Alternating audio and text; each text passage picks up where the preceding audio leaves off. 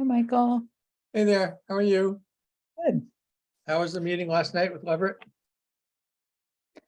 I found myself feeling envious. I had Leverett envy. I often have Leverett envy for Really, very, why?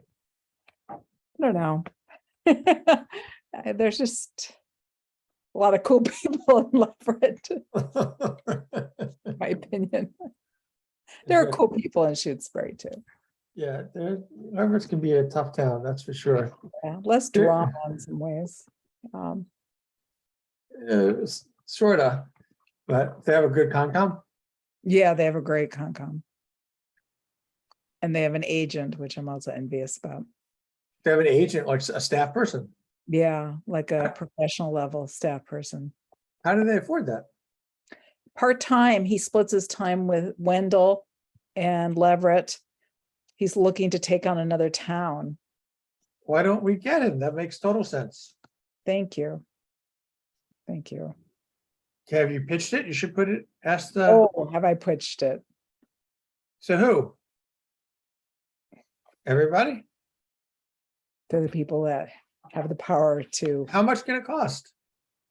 well, it could cost very little because, you know, what we would do is we would use Carrie less. But Carrie's resigning in December. So, Oy, oy. so we Didn't don't know have, that. we wouldn't have to cut Carrie's hours. We just wait till she resigns and then hire somebody and just hire somebody to do minutes for the 3 boards and not do office hours for the Concom and then use the savings to pay for an agent. That makes total sense. I did a calculation. Oh, hold on, I gotta admit people, sorry. Keep going. I did a calculation.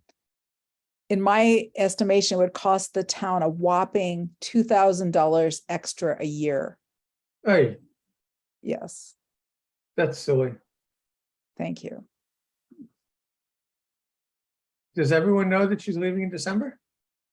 I don't know. Maybe Well, January. I think I told her that it would be helpful if she would put in notice in enough time so we could post and hire somebody as a replacement before she leaves. So that I did impress that upon her. So that's good, thank you. Hi there. Hello there. Hey guys, long time no see, Nate. Hi Gail, Hi. thank you for chiming in. I chimed in late. Who's this that's leaving? Oh, or the land clerk. Harry, in How long do in they the last winter, around here? about a year if we're Yeah, lucky. or less? yeah. Oh, Lord. You got some time you want to contribute to the town? Yeah, it'd be It's a- great. It's a thankless job. Is it? Oh, my God, Taking Oh, my minutes gosh. is taking minutes. The heavens just opened up. Hmm. Oh, yes, they I have. don't know if it's a thankless job. I think it's a thankless job. It's too detailed. I just moved my desk in Only front of because the window. Oh, it's only because of brutal people like you and me who are picky about minutes, Michael. Well, and God forbid there's a special permit or something. Yeah, right. Or hearings all the time Yeah. in my neck of the woods. Exactly.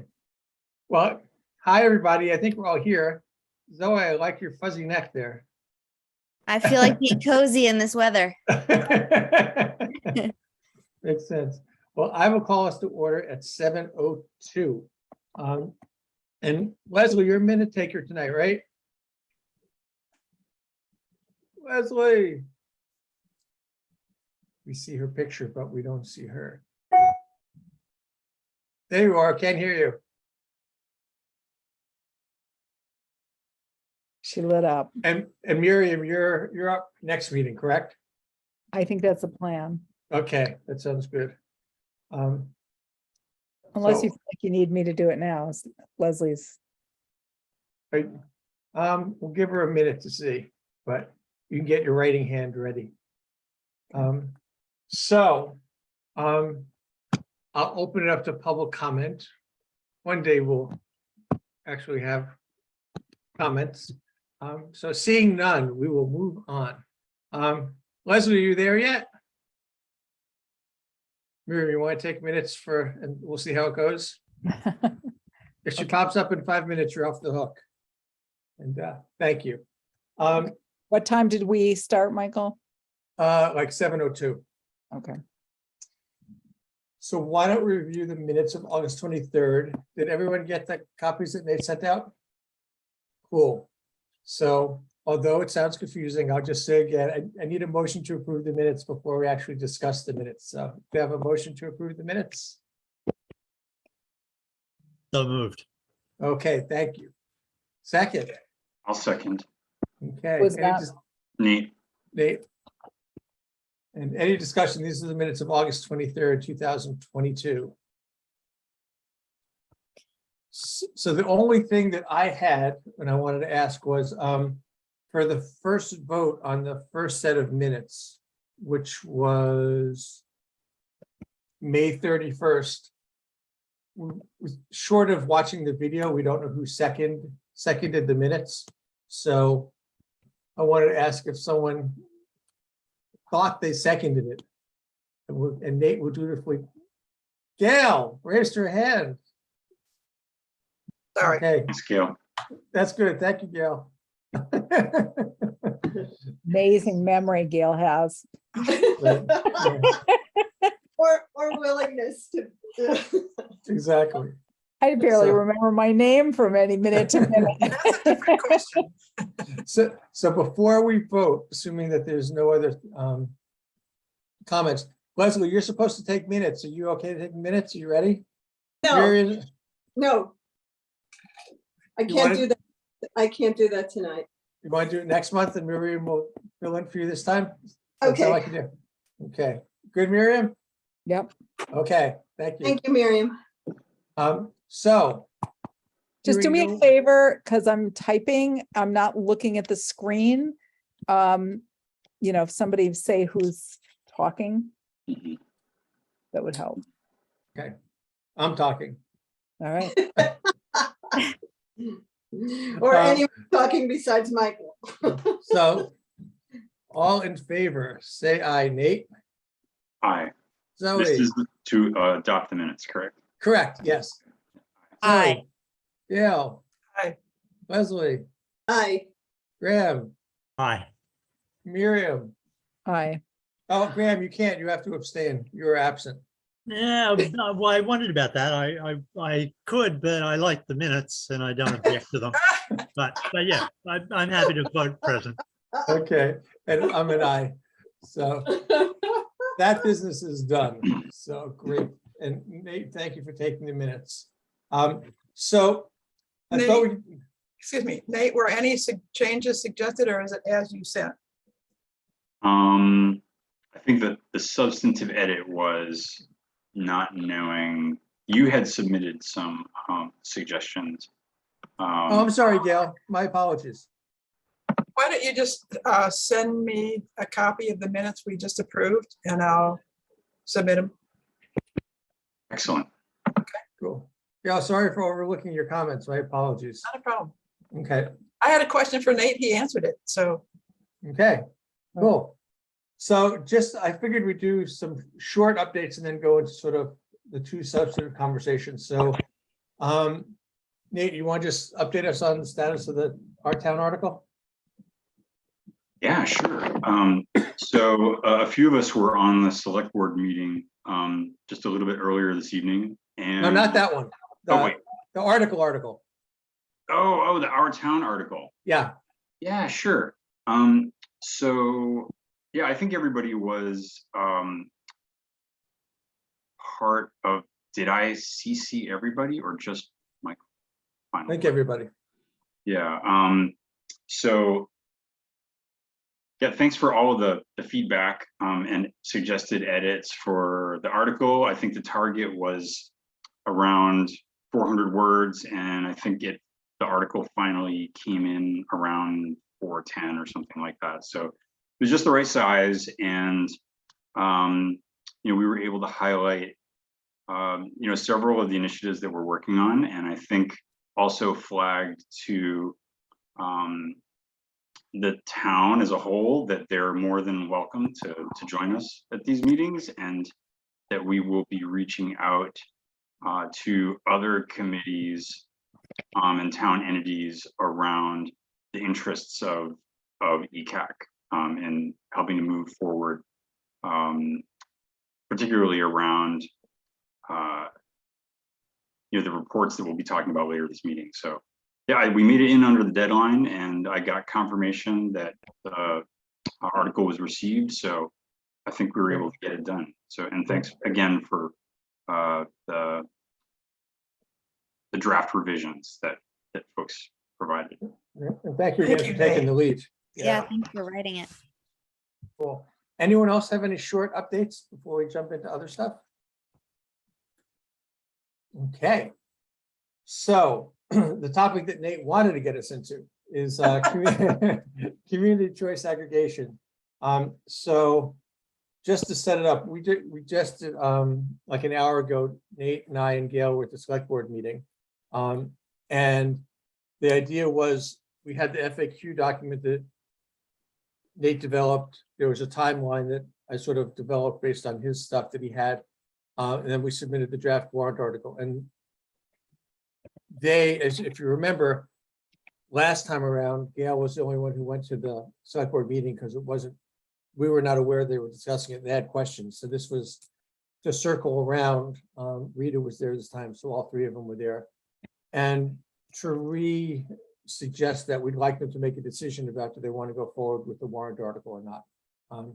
With the idea being that until they say they're interested, we didn't want to go forward with public engagement. So I think there was very little questions. Nate was able to answer some of the substantive ones, and Gail and I chimed in as appropriate. So I think they were satisfied, and they voted unanimously to consider putting community choice aggregation on whatever the warrant article for the town meeting that's coming up. It sounds like it's going to be late fall, maybe very early winter.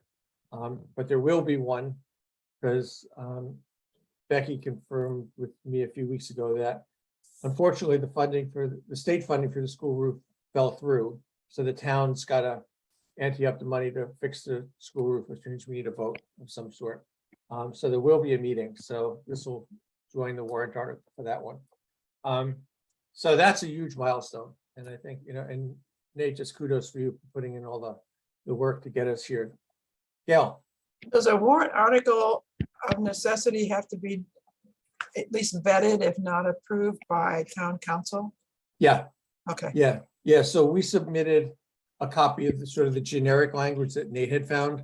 And Rita clarified, which was our intent, was that we weren't suggesting that be the language, but when it gets closer, either we'll initiate it, or I'm guessing the select board will pass it by Donna, and Donna will vet the language.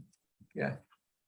So I think there's two things that we should discuss. One is just, now that we got a green light, I think we want to do public education and public engagement. So, what does that look like in terms of timing and substance, and, who's doing what, I'm thinking this will be a couple of meetings of discussion, but at least to start it.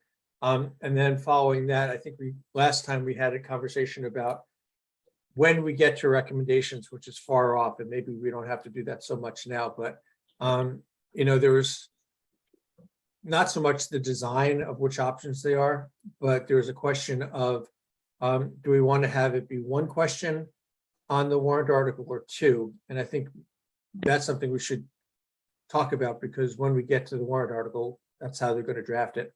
But why don't we talk about the public engagement first, if that makes sense? And I'm wondering, do people have initial thoughts? Miriam. Yeah. Miriam's talking, just so you know. I have a thought, which is that we create, I gotta type and we create content and FAQs on and maybe on our homepage, and make it as thorough as possible, maybe links to articles, whatever we can, maybe even make it a sub-page on our homepage dedicated to this. So, every Gail can set up a sub-page for our homepage, as she has so kindly done for the Conservation Commission. And then it can be shared. It could be shared like on Nextdoor. It could be shared on eCricket. to strike up conversations, because I think that's we could send out an all-town email as well with a link to it, which is another way to do it. But I think, it's like all of the above, because you're going to capture different pockets of people. Great. Gail, So Rita promised basically, one of the questioners at tonight's meeting, that the material that Nate had sent to the select board would be posted on the ECAC webpage. So that's a place to start. So on our webpage, we could have a summary paragraph or two, and then link the articles, and as you say, have a subpage where we get into more detail. Yeah, make it a go-to place. Yeah. To refer people. But I would say,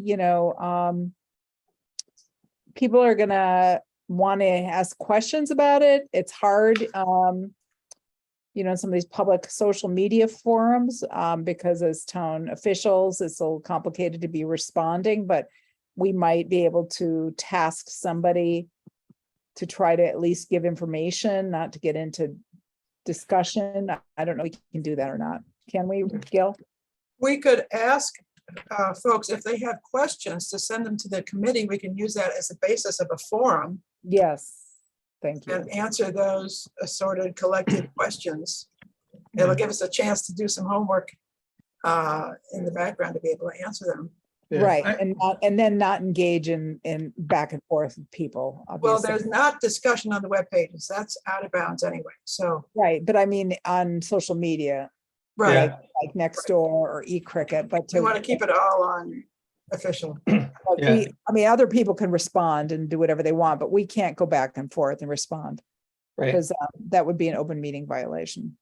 I would assume that there's going to be a range of opinions. So I would agree, like for Nextdoor and Cricket, so the information could get shared out as a link. We shouldn't be engaging on that. And I like the idea of people submitting questions, because then we can just have a running list. Right, And, they did that, I thought, very effectively with broadband. So suppose I mock up the web page and have links to Nate's documents, which are very clear and thorough. And somebody, not me, do eCricket and Nextdoor Shutesbury, and I'll send out a town announce. And Yeah. invite in the town announce if you have questions to send them to committee, and we'll later set up a forum. Does that Well, work? Yeah, well, it'd be good. I'd like to talk about the forum a little bit before we sort of tell everybody. But the other Oh. thing I would just add, the thing I would add on the webpage, which I'm happy to do, is get Nate's presentations to us and just make a little video and post it to YouTube. Because I think some people can read stuff and other people want to watch stuff. And I Wait, think, wait. A video on YouTube? yeah, so taking what Nate presented to us, Yep. the video that's recorded on the official recording, just take a slice of that and make it its own standalone video. So people can click on the link and watch Nate explain, like he explained to us, what it is. Yeah, you've done that very nicely, Michael. Yeah, he'll be a superstar. You can do that? Yeah, Okay. yeah. Graham, Yeah, and when the announcement is made on other social media, and the FAQ link is given, one could also say send questions to ECAC, so that it immediately steers them away from just discussing it on social media.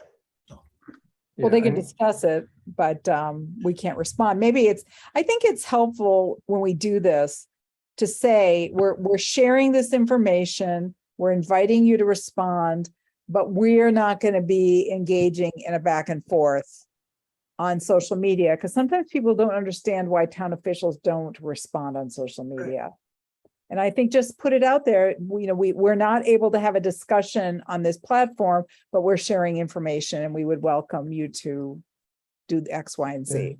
yeah. I think in this instance, just because we're taking the baby steps into town dynamics, is, whether Gail or someone else drafts the email, sharing it out. I mean, it's not an open meeting violation, because it's really sort of housekeeping stuff of what the email looks like. Because I think Miriam, while I totally agree, I think there's also this, one can easily come across as defensive, which creates problems, so we don't want to do that. But we also don't want to be overly inviting and have people misunderstand that we're going to be, exchanging back and forth. So if we just put eyes on it, and I think that might be helpful. But I think the plan makes a lot of sense.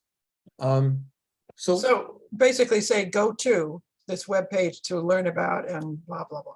Yes. Yeah. And if you have questions, Send them to the- send emails, and Okay. then they won't ask questions on Nextdoor There you go. because they've been directed not to. So who's Yeah. gonna draft that?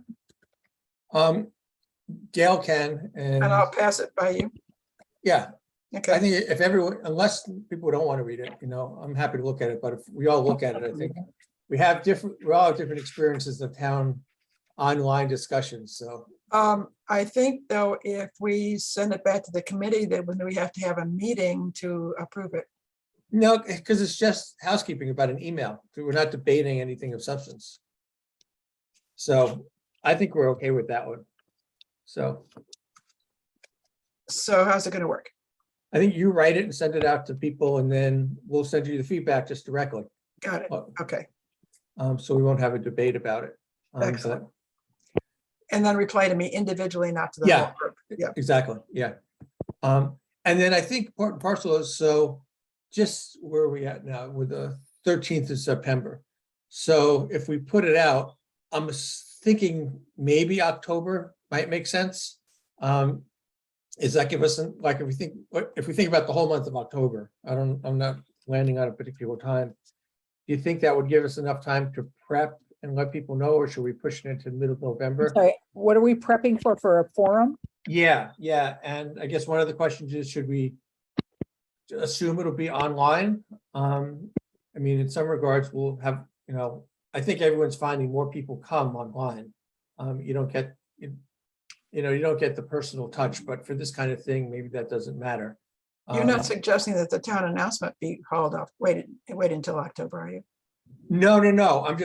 I think it's worthwhile us just thinking about when we're gonna do a forum. forum, When that might be, even if we don't land on a date, at least we have a sense of like, what are we thinking? Before we take the first step, we can sort of have steps 2 and 3 understood. How So, about doing, shooting for the first week in November? Is that too late? no, I was just trying to think, it's election week Um, that day. I don't think it really matters because the only people who are going to be involved with elections are Grace and maybe Becky. So And- it's not a problem. That was what was going on in my head. And we don't know when town meeting is. Yeah, I don't think it sounded like from what Rita said, it could be as late as November. or January or something. So, but I think early November is okay.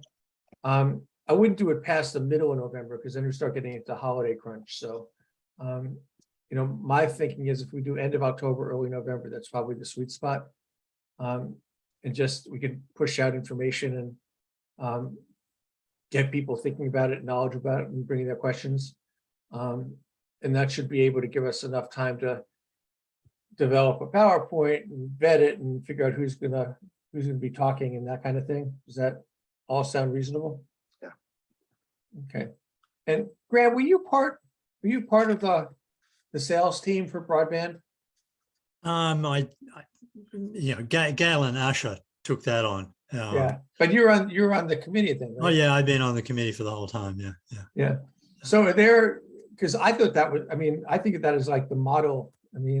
Gail was as level as one could be, and it was informative, and I think people just took away good information. So are there things that you think we should be thinking about since you lived through that? No, I think that was a more complicated thing to promote because it was the town going into business. It was the town spending a lot of money. It had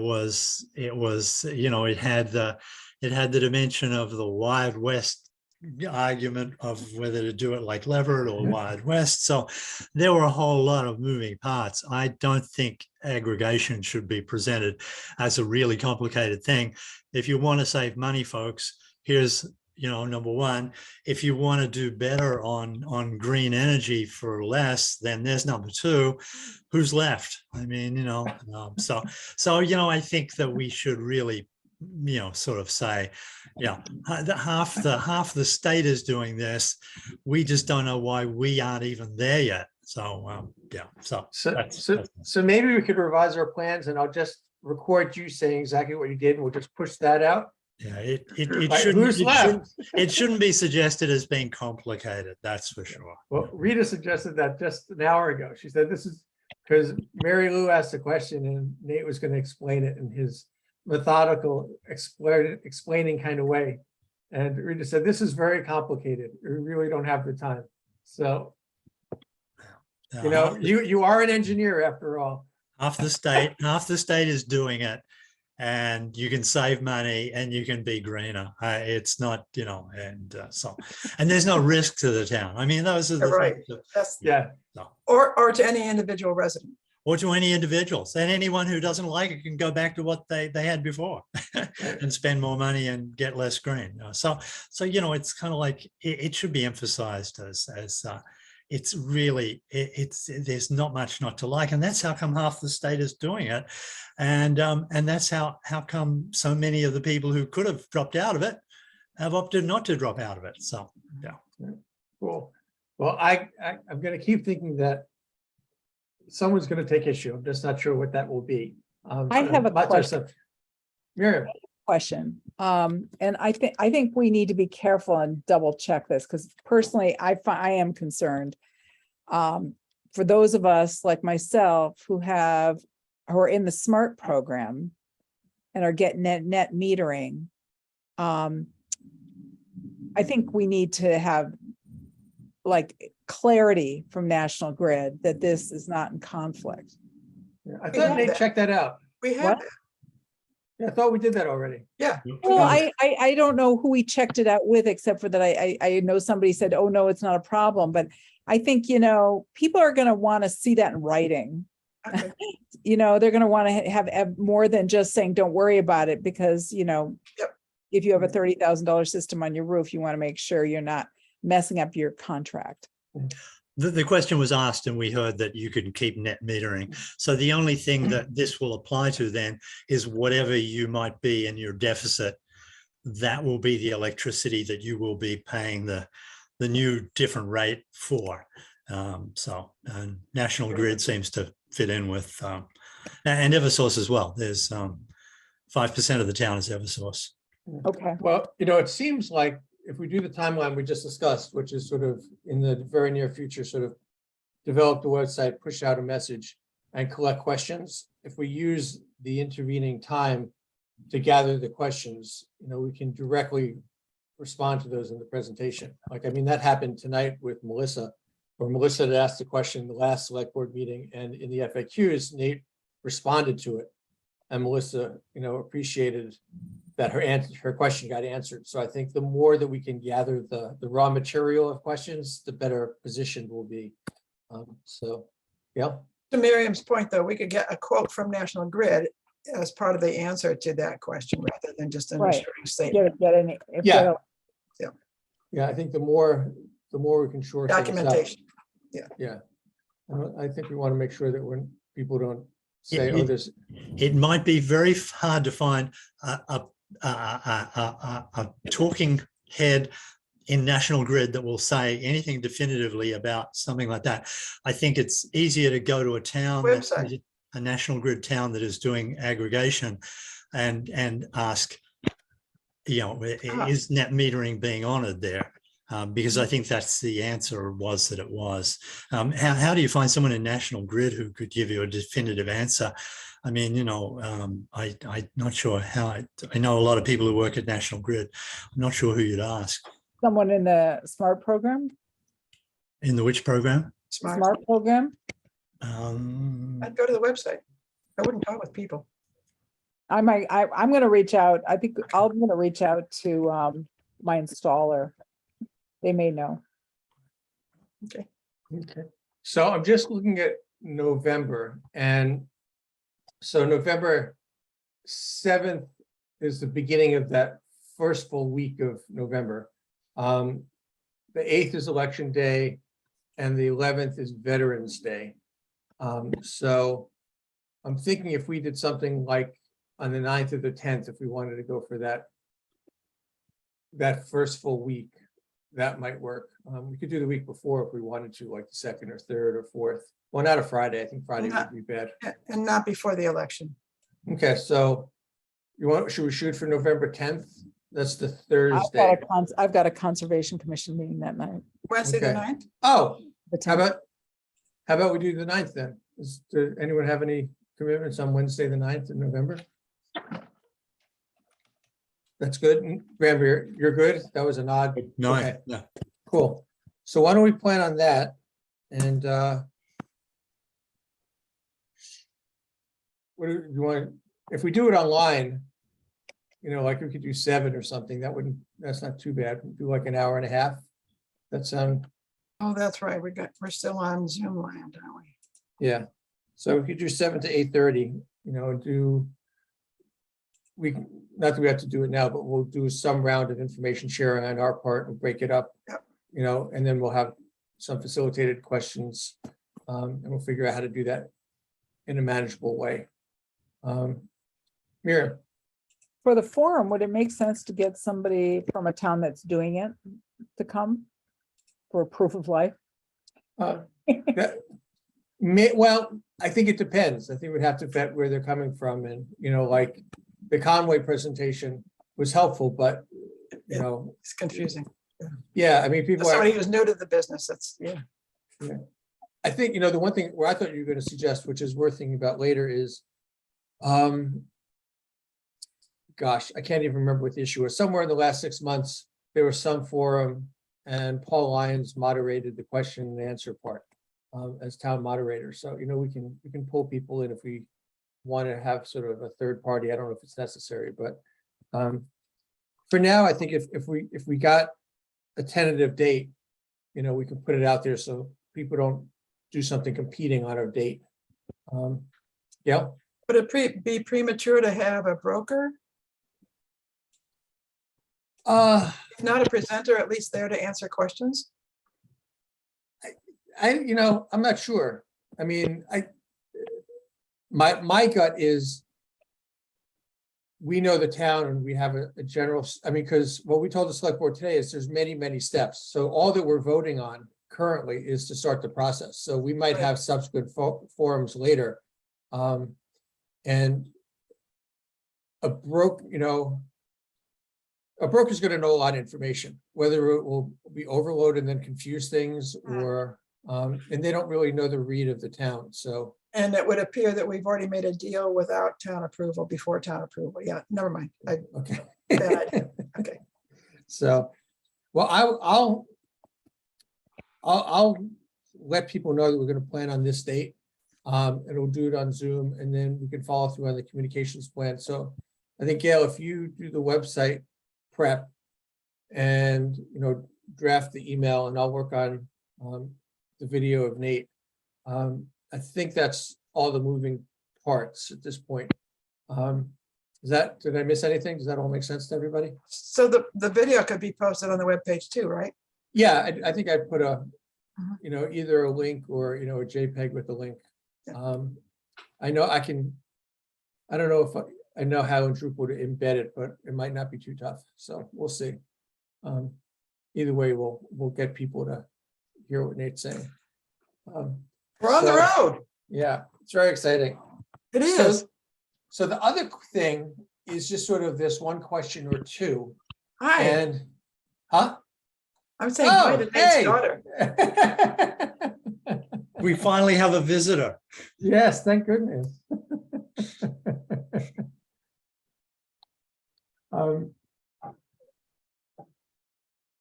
What was it gonna say? Oh, yeah, so the two questions. So the one, does someone remember what they were? And okay, now I'm distracted again. So Nate, either you can tell us or she can tell us what her name is. Oh, yeah, sorry, this is Kai. Hi. Hello, Kai. Hi, Kai. Thanks for coming to our meeting. All right, buddy. Thanks for visiting. Do you have public comment? Yeah. Okay. Yeah. Next time she shows up, she needs a question. So can someone articulate what the 1-2 question issue was? I know that we talked about it a little bit. The what question? So we had talked about breaking up the warrant article into 2 questions. One was, do you remember, Nate? I do. So some towns have approached this in the following way. So the bulk of the main warrant article is to authorize the town to move forward with the process, empowering, in our case, the select board to engage a broker and really kick things off. Some towns have added a secondary question requesting that the town, whether or not the town endorses the idea that one of the objectives of engaging a CCA process is to reduce our carbon footprint as a community, right? So that's when we had talked about this last, we talked about the benefits of getting the town behind that notion, because it could affect what percent of green electricity we are presenting to the town in the options once we're at the point of putting out bids to market for various levels of class 1 RECs in our electricity mix. And then, you know, you have that potential downside of winning the first vote and losing the second one. So, you know, I could sort of see it both ways, but I wanted to put that out there as something that other towns have done, right? So they have put that aspect of aggregation on the table, if you will, for the community to vote on as in a second vote. Okay. Gail, then Miriam, and then I'll jump in after that. Have any of those towns put the second question and failed it? That I don't know. I only know of a couple of cases where the 2 votes were presented. And what is the risk if it fails? I mean, the first vote still carries. But only for cost savings, though. Right. So it might affect what you what the default is.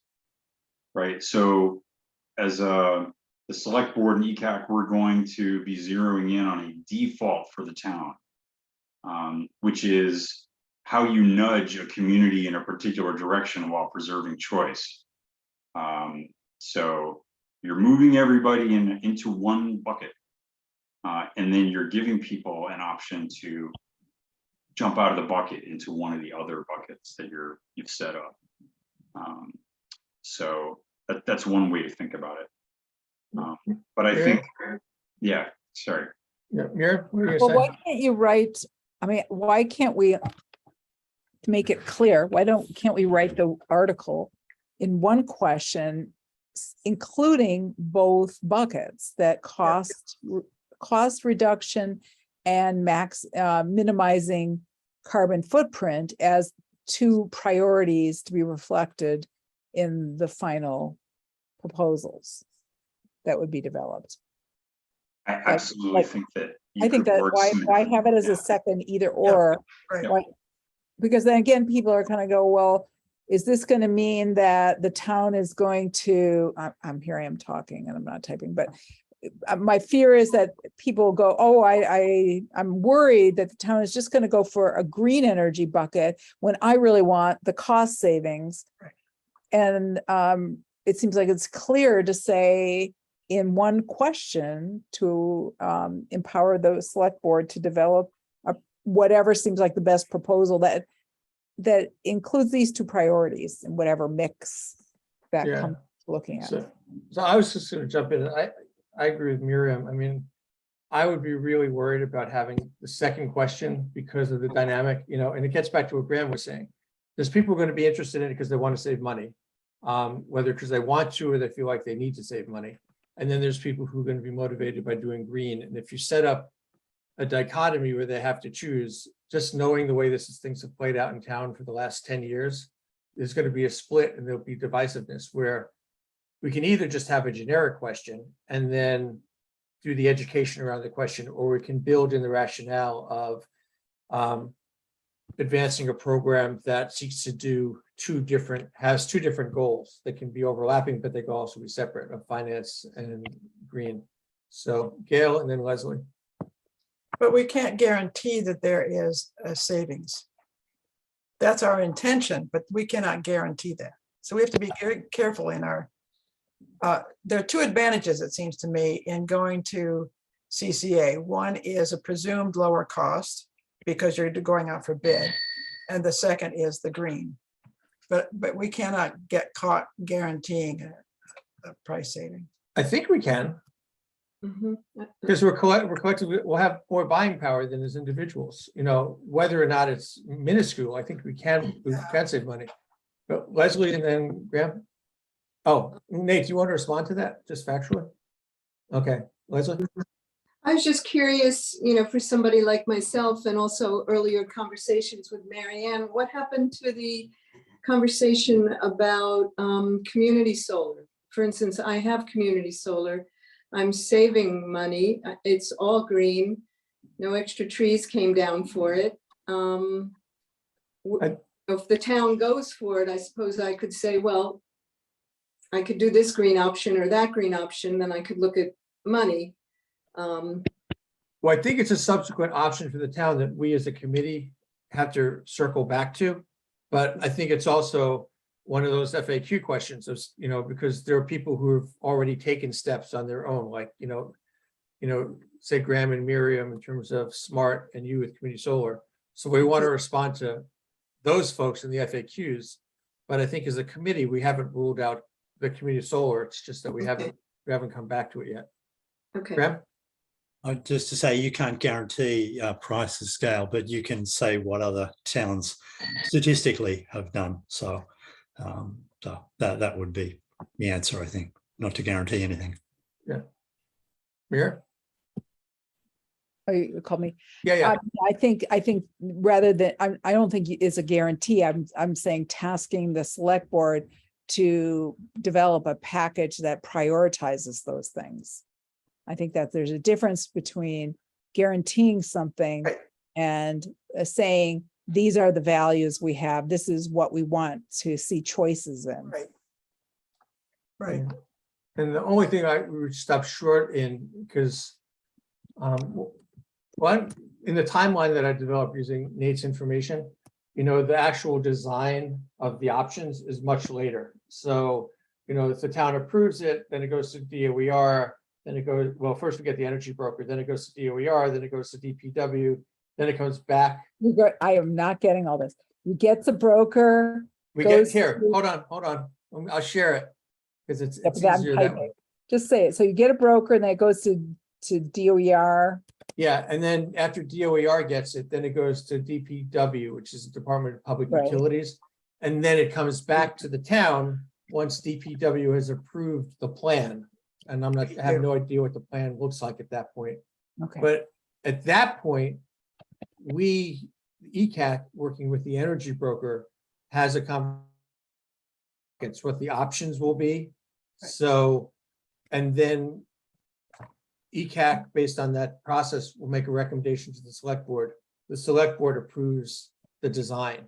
So it's way down in the timeline. So all I'm saying is that we should, if we want to include some kind of value statement in the warrant article, that we can put values in there, but we steer clear of anything that seems like we're, projecting what the buckets of the design look like. Priorities Nate? is good. Yeah. Yeah, Nate, and then Leslie? Yeah, I was just gonna, going back to the warrant article language, I was just gonna ask if it's common to have sort of a plain language version of the text, because the way the warrant article has to be drafted, it needs to include like words like thereto, and there's a little bit of a legalese aspect to it, and you know, will there be an opportunity, Doesn't have is to. it typical that there's just like sorry, Gail? Doesn't have to. Okay, but you could sort of like, I mean, we're gonna be leaning heavily on the FAQ materials and other sorts of outreach with the town to sort of get everybody up to speed as well as we can. But, you know, people are gonna have a piece of paper in their hands at the town meeting. And a lot of people will just make up their minds based on what they're like, what's in front of them. Is it typical for there to be an opportunity to have like a plain language? It can be in plain English, yeah. Yeah. It doesn't have to have all the where tos and whereases and legal. Right. Yeah, and even if it did on that one pager, it's our opportunity to explain things. So, you know, whatever Donna comes up with, we could say, this is what we're trying to achieve. Here's the article we're voting on. And then we're gonna have the opportunity to present anyway before the vote, because they'll say, you know, and someone from the Energy Committee, you know, explain this for the town, and then we get a verbal opportunity. Right. So unless we start talking in their twos, we should be understood. So is there a general sense that we stick to one question? Oh, Leslie, sorry. You know, but I'll just say it. When I read that Amherst voted to let AMP use pesticides so that they could install some solar, I would not be in favor of any solar energy coming to Shutesbury that was relying on pesticides to clear the, because that's not green, to keep the solar. That's just me. Like, I'm just explaining my situation, and, you know, the situation in Conway and all these places where they just clear cut the forests and say, now we're doing solar and it's green. And, you know, I would hate to see our town try to be green and then use pesticides to get the solar energy. Not that we would use pesticides, but AMP is doing that in Amherst. And I think the zoning board, in my opinion, made a mistake and said, sure, go ahead and do that. Well, I think what I told Rita when we, at the select board meeting previously, was that it feels like the energy broker is going to be a ground truther for us and a reality checker. So, you know, there's things that we're going to want to achieve, and that person knows the market and knows what can be done. So I think they might come back and say, sure, you can ask for this, that, and the other thing, and that's verifiable and we can achieve it. And they also might say, there's no way to verify this stuff. So, you know, you can want it, but you can't really get it. So I think that's one of those subsequent conversations when we circle back about what the options are, to just sort of, you know it's plausible within the marketplace. Right. I just had, you know, it was like the elephant in my mind. I was like, Yeah. Zoe. Is there an option for us if at some point it feels like we can't guarantee some of these things that Leslie is bringing up for us, even if we've already started talks with an energy broker, to, like, at what stage are we committed? Yeah, there are, so in the timeline that that Michael, you know, added a lot of detail to, there are highlighted, I think, several sort of veto points in the process. And that extends all the way to the point where the broker comes back and says, hey, you told us you wanted this, that, and the other thing. And this is what we were able to find. The select board can accept the bids on particular options, or they can reject everything altogether. So that veto, that can happen like really late in the process, at which point you sort of go back to the drawing board. But I would emphasize, like, the default situation that we have now is a lot of natural gas burning. A lot of fossil fuel is behind the electricity that's powering my light bulb right now. So just to flag that and keep that in mind as we talk about the alternatives, it's always compared something that's just untenable for the community. Cool. Leslie. well, for Nate and anybody else, I would say switch. switch to co-op power now. You know, I haven't seen an electric bill in a couple of months. And I got the lights on. You know, there's no reason to wait. I remember Michael put out a timeline in a year or 2 years or whatever. We don't have to wait to get our electricity from green sources. Like, I didn't take down the forest to put up solar, and I'm getting my electricity from solar. I am cooking with gas, absolutely.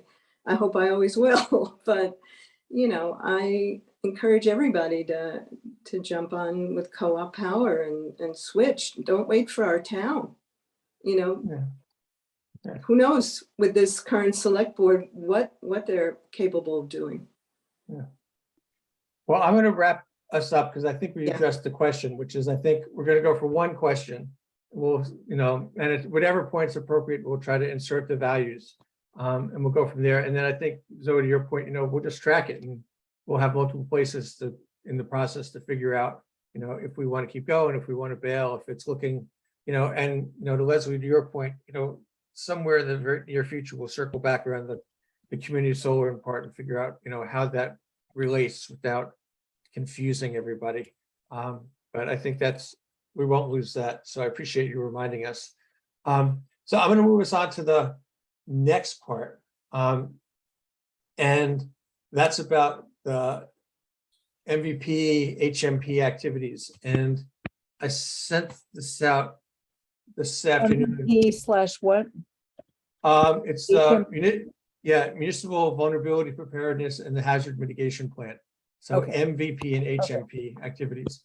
Yeah. So I'm gonna let's see. I'm gonna share this real quick and hopefully it's readable. I'll make it a little bigger so everyone can see.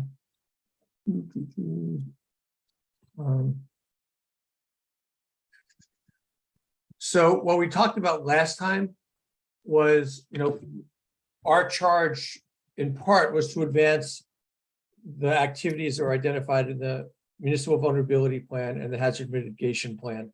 And in both of those reports, they prioritized activities.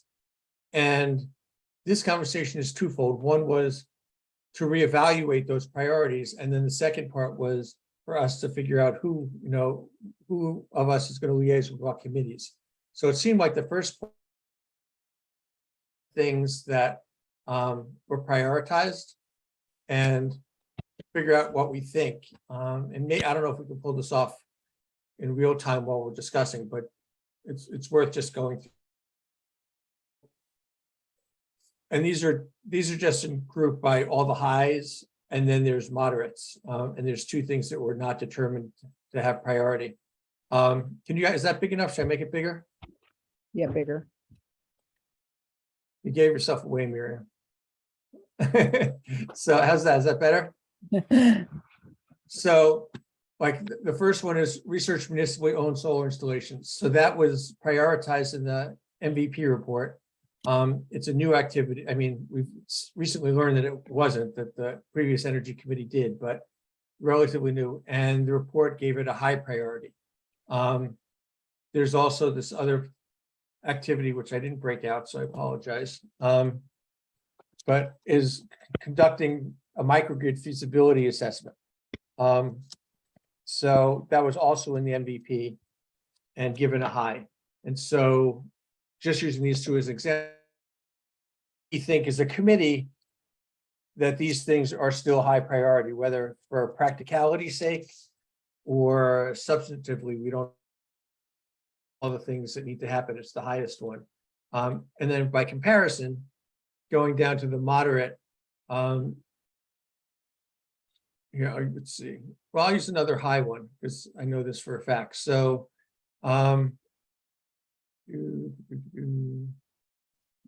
there's something in here about the planning board looking at the master plan, which I think is really important, but I know practically it's not going to happen anytime soon.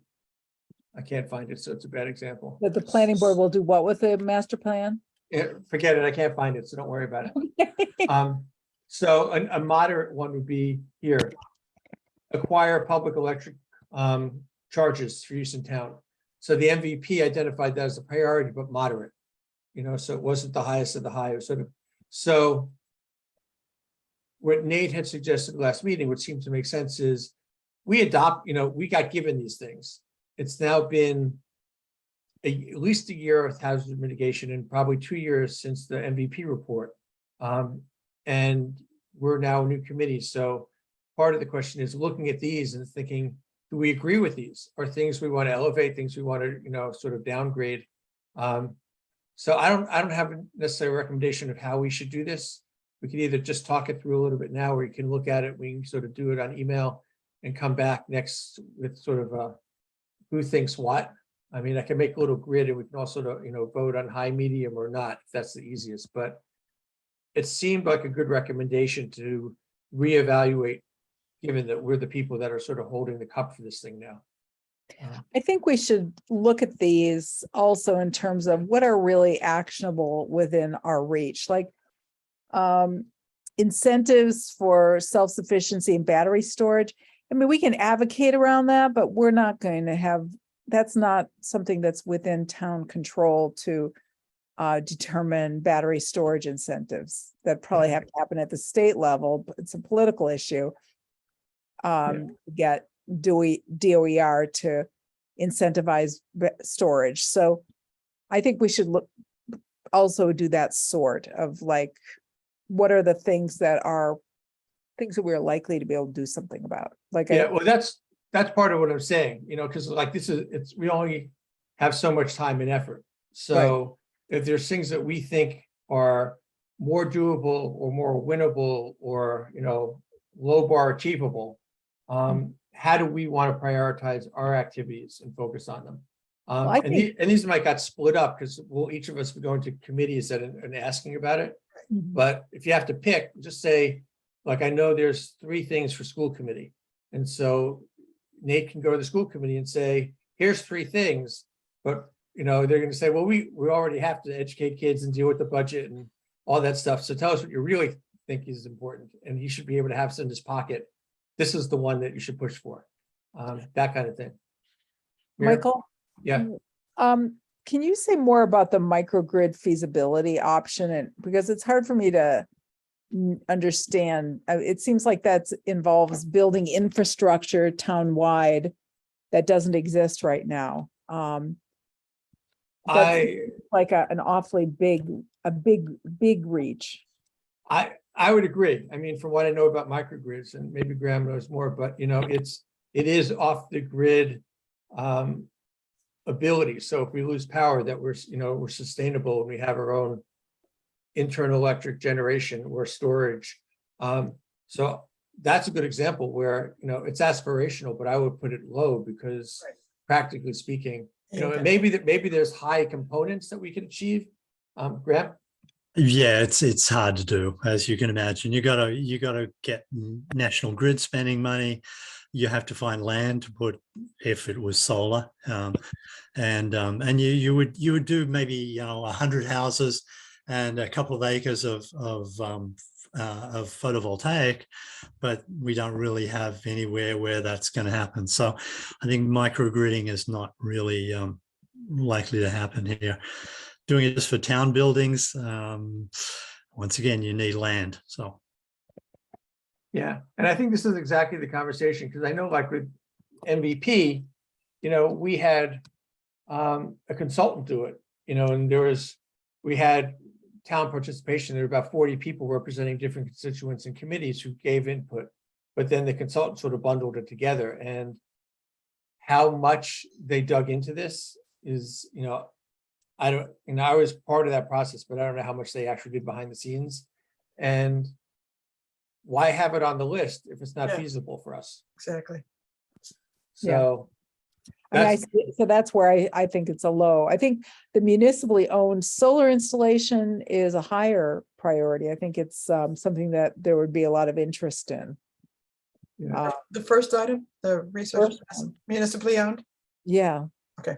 Yeah, and I think we can we've had some conversation, and I think, it seems like we should follow through, and there's a little item later, but this can be inclusive of something new versus also just, adding on to municipally owned buildings. So it could be teasing out more distinction in this paragraph. So, to Graham's point, we probably don't have the land to build installation, but we do have buildings where it can augment, so maybe one's a high and one's a medium, or one's a high and one's a, like, I think what we want to create is a roadmap for ourselves that we agree to. So we have a sense of direction. Here.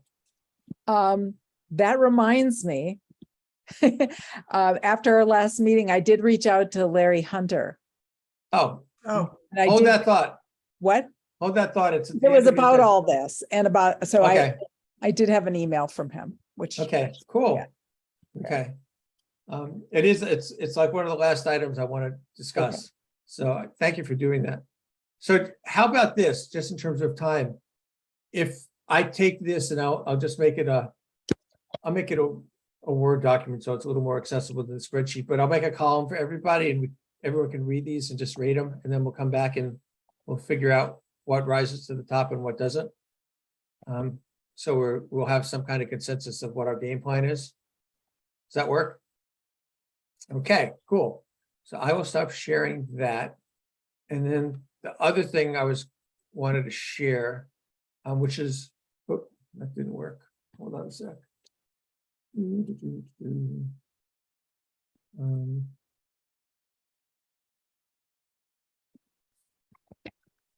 So we talked about last time having these committee liaisons. And so what I did is I took what people had said and I took this activity list here, this column. This is the stuff we were just looking at. So some of this stuff might drop off, but without looking at the prioritization, I just sort of put it in and organized it by committee. So there's some things up on top here that are just us that we're going to follow up on. But in terms of the committees, and Gail, I want to check with you because I put your name in here because you're I see originally that, yeah. you're originally connected just to the ECAC stuff, and I thought we should, stuff that's for the committee we'll just do on our own. But what I ended up doing, I'll just walk through this, is it seemed to break out in some reasonable kind of ways. So using Gail as an example, the first one, assuming she's good with being the capital planning person, is in the hazard mitigation plan, it talked about acquiring vehicle chargers for use in town. So maybe that's capital planning, maybe it's small dollars at this point, and it just might be in the budget. But following up on that, and then there's installing central air in the town, in school, which is MVP. So assuming those two stayed as priorities, Gail will go to the capital planning committee and say, here are these two things that got produced for reports in town that we're now looking at, and we wanted to bring them to your attention and see if we can sort of further, consideration. Another example would be, like Miriam, you had said you wanted to be the Lake Wyola advisory person. And so in hazard mitigation, it talked about addressing the, looking at ways to regulate and better guide impervious cover, manage stormwater runoff, new development, 100 feet of the floodplain, et cetera. So that would be something where you would go to, the advisory committee and just sort of have that conversation. So I went through, and Miriam, obviously, you're the Concom, so that made sense. And you were interested in Lake Wyola. You and Leslie were arm wrestling for tree warden. And so since you might have three and could easily be busy, I thought, well, you guys can discuss how to do that if you wanted to. And I'll just go through this and then we can discuss it. So Leslie had talked about interested in the recreation committee, which has, it's given the priority of enhancing walkability in town. Graham had talked about being the lead. I think, Graham, you talked about this. I can't remember. Emergency management, which had three things. Zoe had interest in doing the library, which there's two components there. One is just as part of the planning, building in feasibility for green energy and resilience, and the other was creating a community cooling shelter. So we would go to those meetings at some point and sort of introduce those concepts. So I think part of that's already in their conversations. Nate expressed interest in being the liaison to the school committee, which is all about temperature control, whether it's air conditioning or alternatives, and then how to deal with school closures and remote learning on hot days. So those are the things that came up in that. I did, just between when I wrote this in our meeting, I was thinking, Gail, if you wanted to do the finance committee, you could be the liaison instead of me. But although Becky sort of said that there hasn't been much support for this climate mitigation adaptation fund, it was recommended. So I think it's worth following up with the finance committee on that one. I had select board and planning board. And then conveniently, no one raised their hand for the departments, police, highway, and fire. And I thought, well, that's sort of fine, because there are things that have to happen, but we can work with Becky if need be, since she works with them. So if we just limit ourselves to working with the other committees, it plays out where pretty much everyone has 1 or 2. Miriam has 2.5, I think. And depending on what Gail wants to do with finance, I have 2.5 or 2. So does that all make sense? Is it Gail? Go back up to the first one where you plugged me into capital planning. Yeah. I think for the air conditioning, it should be more the new town buildings committee, because they're going to be the ones who know what the current heating situation is at the school and what it would take even to consider air conditioning. Well, it's a good point. Before you go to the capital planning with an expense in mind. Yeah. Well, it's definitely a good point, and I think it's valid. I mean, what I did is basically just transfer over what the report said, as opposed to rethinking them and second guessing them. So your point is well taken. If there's a building committee, some of the stuff might fall into that realm, in which case, if you were the capital planning person, and you said, does it make sense to go there? We should go to buildings first. We should figure out, well, how does that work? So I totally appreciate your point. And we can change that. Why are we talking about air conditioning in the regional schools? I copied and pasted it. I actually took it out of the other one. I don't think we should bother with the regional schools. I mean, if It's enough already. Yeah. Yeah, and if the region wants to do it, they're Then just they can gonna, come up with some way to do it. Yeah. yeah, they have their own capital planning process and budget, and it's way bigger than ours. So. And we I pay think into that. So Yes, we do.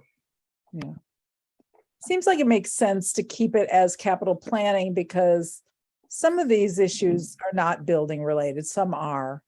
And so it would naturally, triage to building. Maybe Gail could be capital planning and building committee. If she wanted to be. If you wanted to be. Yeah, I mean, I think what I wanted to do today is just sort of go over this and see if these, assignments, so to speak, made sense. And then talk about what we do. And I think it's premature to actually reach out to them until we do the prioritization, because things will drop off the list next meeting.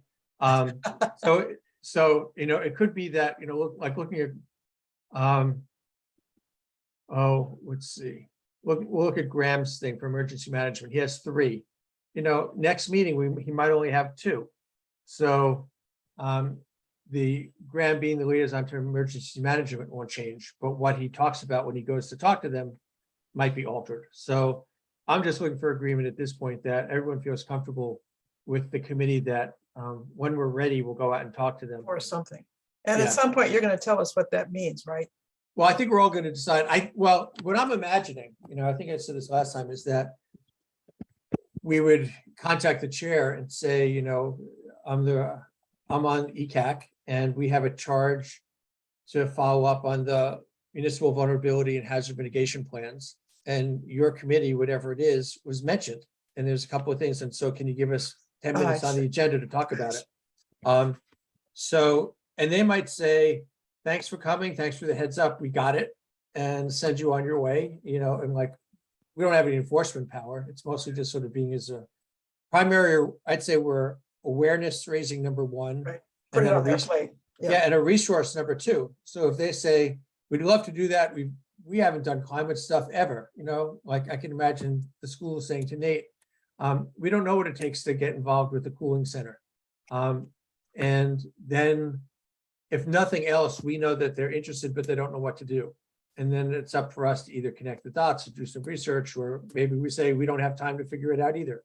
But at least we've had that conversation and let them know, because I bet pretty solid money that most of these committees have no idea that they're mentioned in these reports. I know,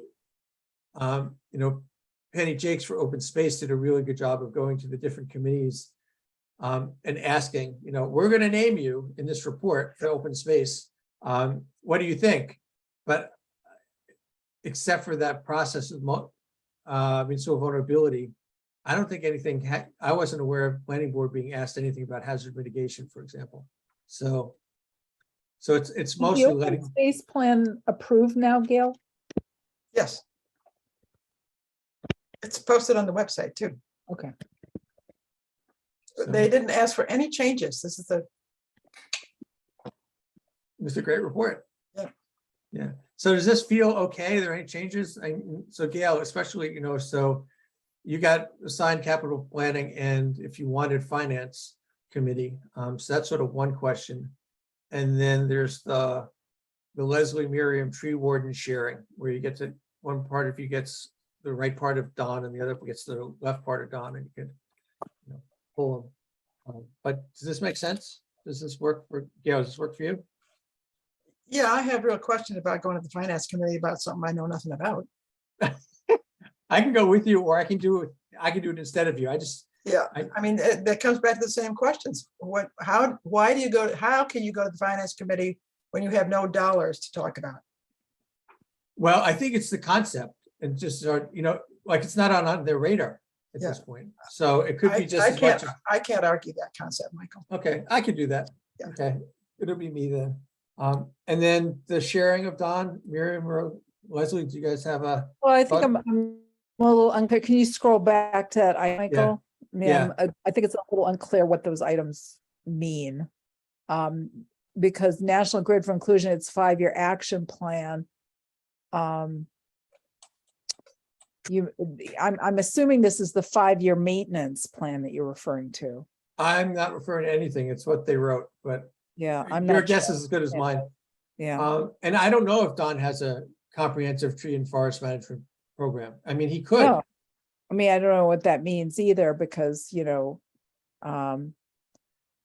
the forests, for which land, which Right. forests, and who has, over what jurisdiction does the tree warden have authority over that? Right. Well, I think that's part of the process. Nita, sorry, hand, I just want to respond. I mean, I think that's part of it. So whoever's the contact with Don would say, this is what's in these reports. Does this make sense to you? Can you do it? Would you change it?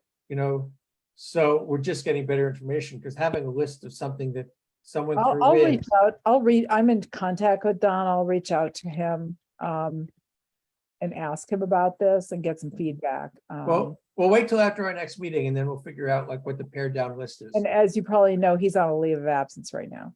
I didn't know that. Yeah. But okay. Yeah, I was gonna say that because I know he's injured and I wonder what that's gonna mean.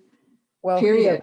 nobody knows. But he had a very severe, life-threatening accident and Oof. is not working right now. That's terrible. I did not know that. Yeah. Yeah. Nate, what were you gonna say? Yeah, I was just going to just highlight that the document that we have before us is an adaptation of a PowerPoint that's an extract of the original report. So there, maybe not everything translated or got copied over in its entirety, and there's probably like context around each of these like little bits, these bullet points.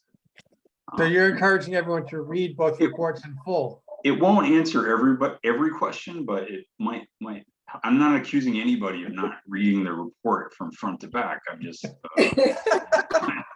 Good thing, Thanks. Nate. Thanks. I'm happy to hear.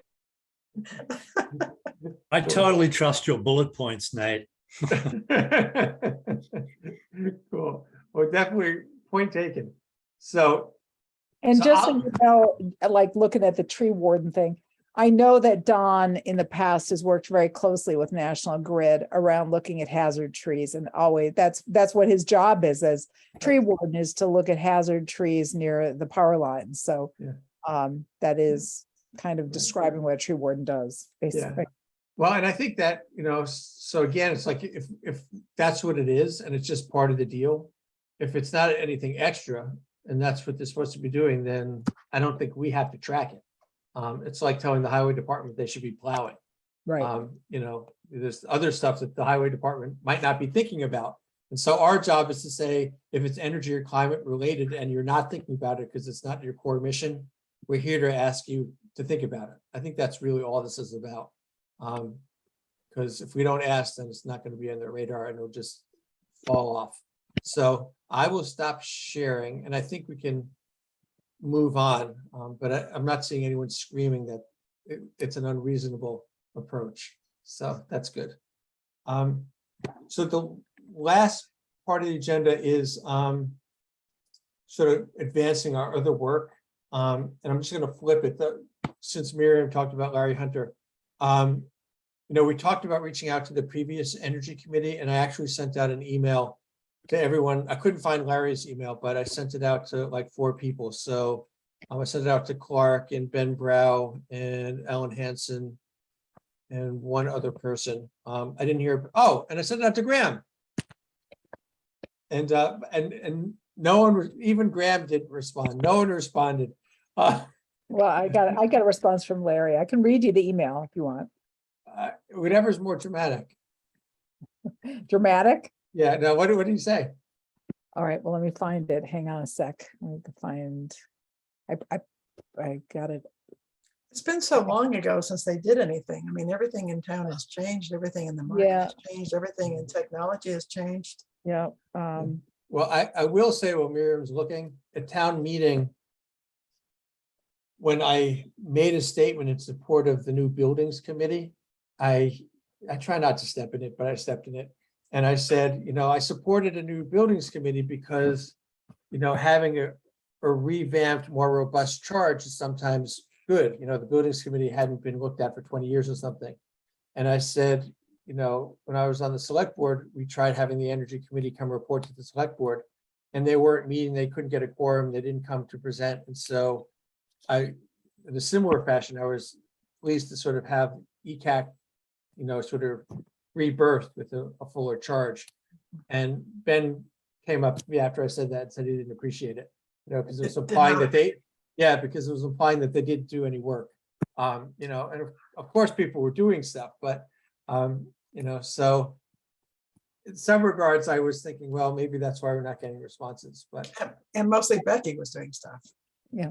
In those early committees. All right, I found the email. I can read it to you. So he suggested we look at minutes, but he seemed to remember a fair bit. I was asking him about the building land survey for solar. He said that after considering all the town properties, the area behind the location of the new library site, which is lot 032, was one potential spot, though I've also heard that because it's a long and narrow site with a north-south orientation, it may not be optimal because you don't have as much space for shade reduction.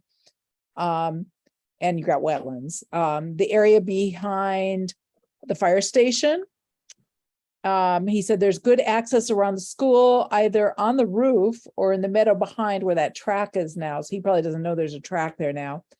The roof of the school would require tall pines to the south of the school to be cut down, and it may be that some of those would be on an abutting property. Exactly. The rooftop mounting also drew concerns about possible damage to the roof, since the roof is damaged already. Probably not a stellar idea. The area further back behind Town Hall might also have been viable, but only for a more modest array. So I think the problem with maybe Lotto 32, but I think that, well, maybe there's a whole area way back on the southern side. There's a few acres on the way in the southern side that you can get access to somewhat through potentially off of Pelham Hill Road. Great. And Graham, when was your tenure? Yeah, my tenure, I volunteered about 3 months before the whole thing was dissolved to form this committee.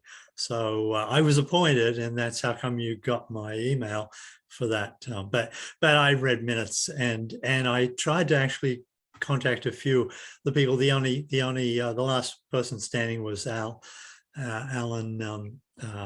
Hanson. Yeah, and there was no quorum left. Ben Brown never responded to my email, and so I gave up. Oh well, I gave up trying to find them. Yeah, and I did look at whatever minutes are available, and they're sparse, both in number and in substance. Well, and I could not locate minutes beyond, well, what's the list one's posted, what, 2015 or something? Yeah. It I got wasn't much. Steve Rice, and nobody else could give me any. Yeah. Why couldn't we add to the array that's behind the fire station, expand that area? Well, that's sort of, I think in terms of the contacting the previous energy committee, I think we've done some due diligence, but we're not coming up with much more than we just articulated. The other follow-up thing advancing work was picking up on, what you just said is we've had discussion about places for municipal solar. That's one of the idea. The agenda item was advancing other work. So there's a thread of advancing municipal solar. So, on municipally owned land or on buildings. And then there was the whole sustainable living thing, which, Zoe was working with Mary Ann in terms of a workshop. And those were the two active threads that I think we had going into the summer. So I'm just basically raising them up to see, Okay. as we're going full force with CCA, we don't want to lose these other two. Right. So given that, ask your question again, Gail, and see if.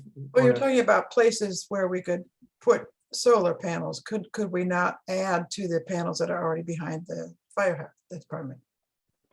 There's open land back there. Yeah. And is there a reason besides price that wasn't a larger array?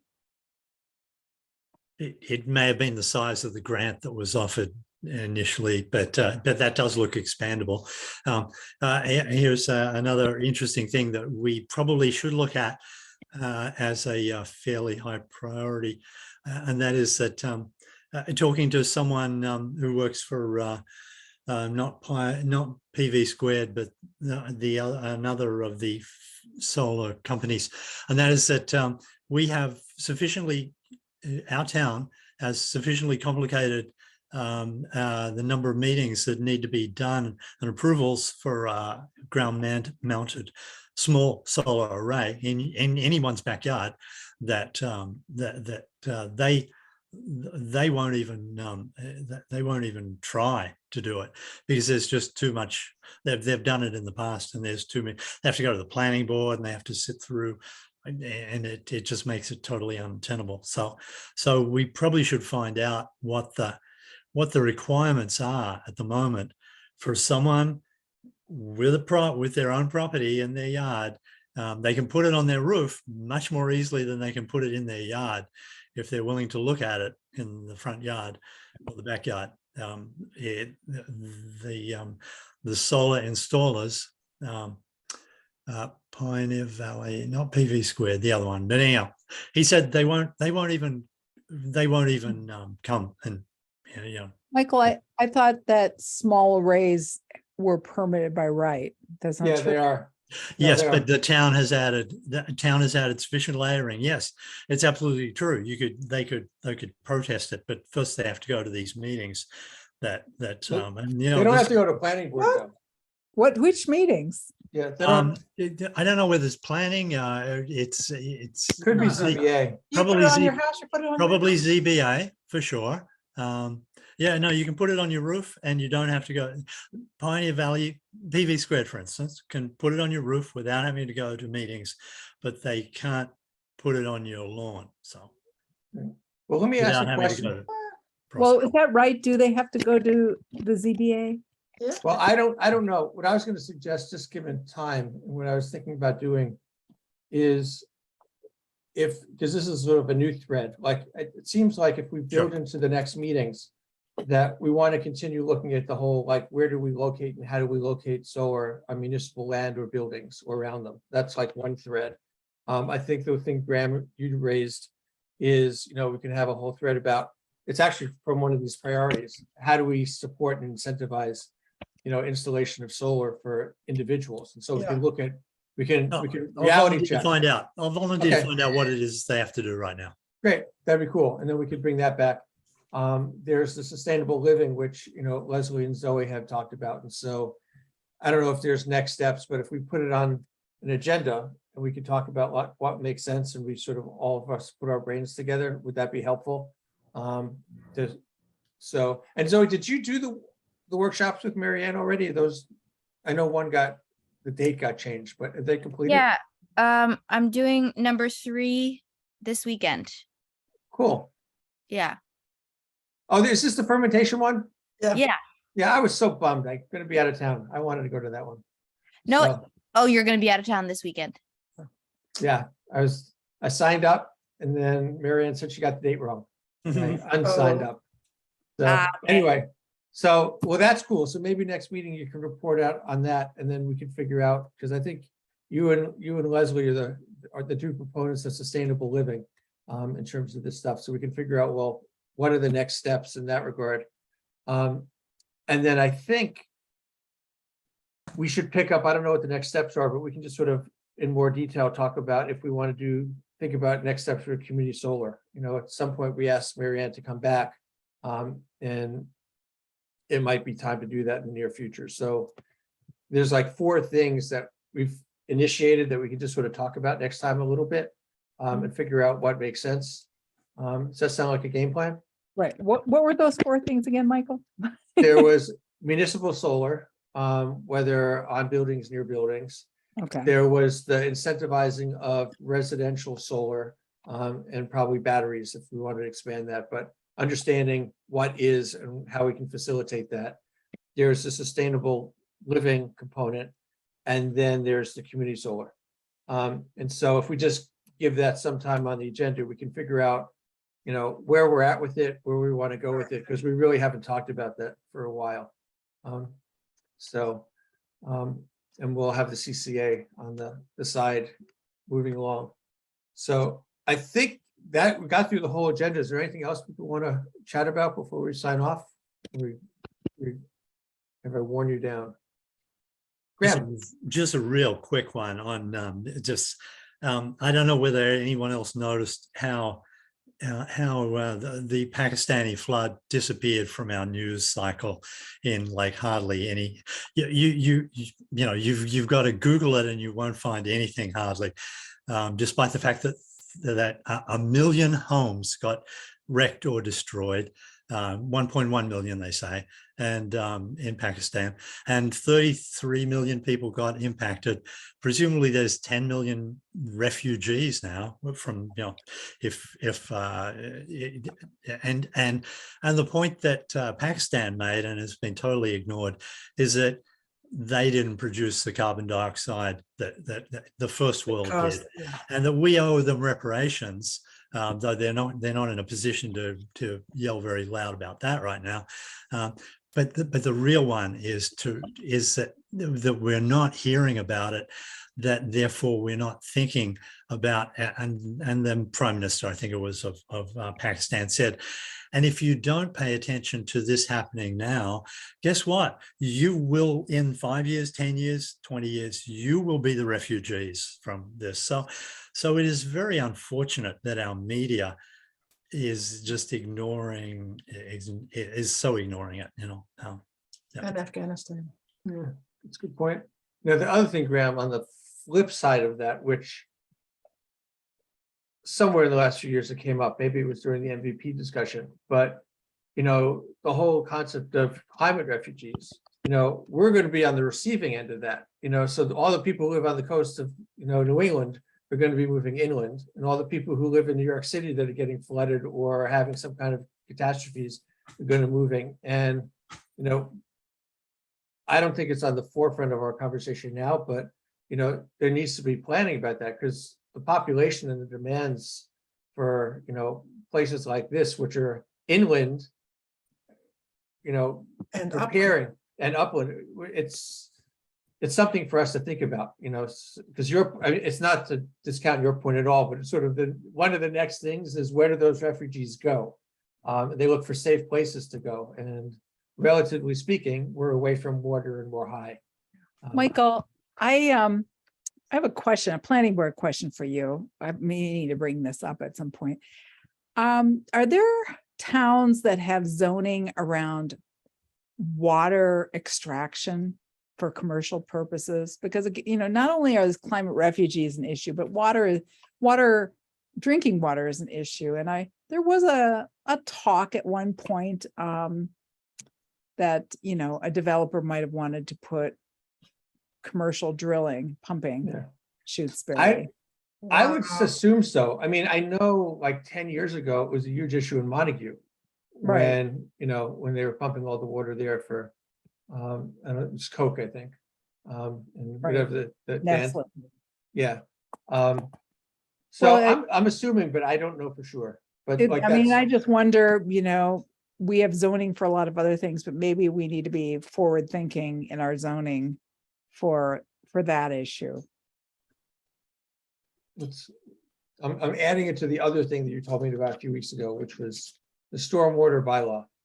Stormwater bylaw, stormwater management bylaw, which there are a bunch of them out there, and also, you know, some bylaw around water, regulating water use, not for individual families or households, but, you know, to prevent a Nestle's from coming in and buying a big plot of forest land and putting in a pump Right, for the aquifer. right into a planning board meeting. I mean, I think it's definitely legit to talk about. Not Just a- I mean, Paranoid, it's been bandied about. No, I think it makes sense, you know, and the planning board just approved the draft of the new solar bylaw that we're sending to the select board later this week. So that'll be at the same town meeting that we're doing the CCA. Hopefully the new solar bylaw will get That's great. discussed. So, Oh, wow. and that'll be on the planning board website as soon as I put it up, which hopefully will be ready Right. this week. Nate, Leslie. Yeah, that seems like something that we should have on our agenda. I mean, I was just gonna, you know, when Graham offered to do a little homework on like the solar regulations for Shutesbury. I mean, it seems like everyone on the committee should be read completely into what the current bylaw is, and it's new to me that there's a proposed change to it. Oh, okay. Everyone should read it and have an opinion about it as an energy and climate action committee. So, I mean, that's something for the liaisons to bring back. That would be me. Yeah, so I just think it's something that we should be talking about Yeah. and have an Okay. opinion on. Well, what I will do is, like I said, I'm going to post it later this week, and I'll send you guys the link, and then if it makes sense to add it to the agenda. And there will be a public hearing. So planning board people can, you know, chime in. So, while we're on the topic of maybe things to inform people about, I have something to inform people about. Okay, I think some of you know about this, that there is an environmental policy review going on, a proposal from Eversource Oh, yeah. to expand the right of way through Shutesbury and 26 other towns, expanding the forest right of way from approximately 125 feet to somewhere in the zone of 200 to 300 feet. 350, 350. I thought was the maximum could be 300, but I may be wrong. there's currently a review process going on at the state level, and there's going to be an environmental impact report they're going to have to submit.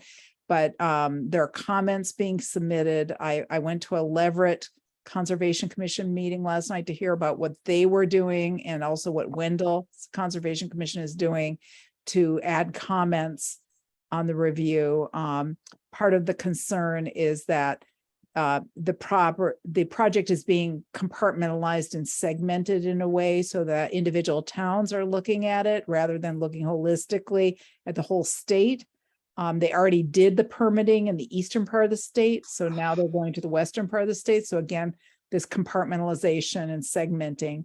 But then the individual permitting goes to the conservation commissions. So I'll be getting that one, but there is a opportunity for public comment right now. And there's information out there which I could pass on to people if they want to try to make comments before the window closes for that. Yeah, if you can share the link with all of us, that'd be good. Yeah, well, there's a bunch of stuff. Yes. Yeah, whatever is appropriate. I don't think we have the wherewithal and the time to No, do an I say official this would be response, an but individual. I think this would be a more Yes. individual if you're interested kind of thing. Yeah. But it involves a lot of trees being cut down. That's the whole point. that makes sense. And Leslie, you had something? I saw your hand before. Yes, well, I wanted to kind of piggyback on Miriam and Graham's thought is that I don't think in the news they've talked about in Guam how we're deforesting and taking away natural habitat from butterflies and ecology, and that's for the war games for our military to they're just bulldozing the forests. And I don't know, I guess Miriam knows, maybe not everybody knows, but I mean, I took on our conservation commission and made them look at our bylaws, because there were bylaws and there were state bylaws, and it turned out that the Shutesbury bylaws are more effective.